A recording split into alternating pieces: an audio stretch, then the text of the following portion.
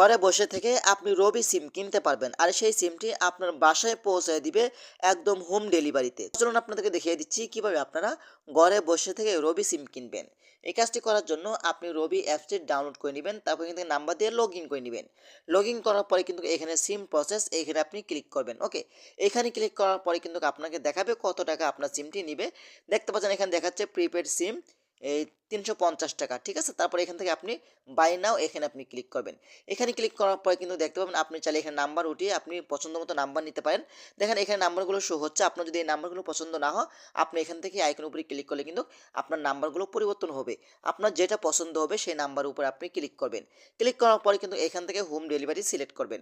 তারপর এখানে আপনার নাম, ফুল নেম, আপনার ফোন নাম্বার, আপনার ইমেল, আপনার জেন্ডার, ঠিক আছে, আপনার এনআইডি কার্ডের নাম্বার, সকল তথ্য দিয়ে আপনি সাবমিট করবেন।